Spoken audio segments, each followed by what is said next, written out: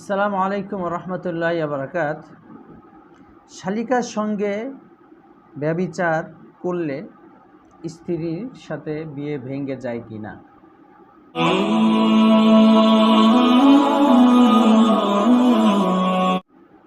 এর উত্তর হলো, শালিকার সঙ্গে ব্যভিচার করা হারাম এবং অপরিচিত কারোর সাথে ব্যভিচার করলে যেমন গুনাহ হয়, তার থেকে পরিচিত জন যারা আছেন, যেমন প্রতিবেশী, শালিক, এদের সাথে ব্যভিচার করলে হারামের সীমানাটা অনেক বেশি এবং জঘন্যতম হারাম এইগুলো।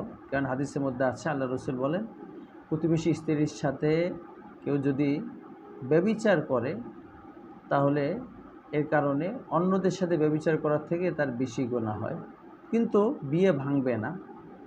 কেননা শালিকের সাথে ব্যভিচার করার কারণে আপনার এমন কোনো সম্পর্ক সৃষ্টি হচ্ছে না আপনার শাশুড়ি বা অন্য কারোর সাথে বা স্ত্রীর সাথে, যে সম্পর্কের কারণে আপনার স্ত্রী স্থায়ীভাবে হারাম হয়ে যাবে।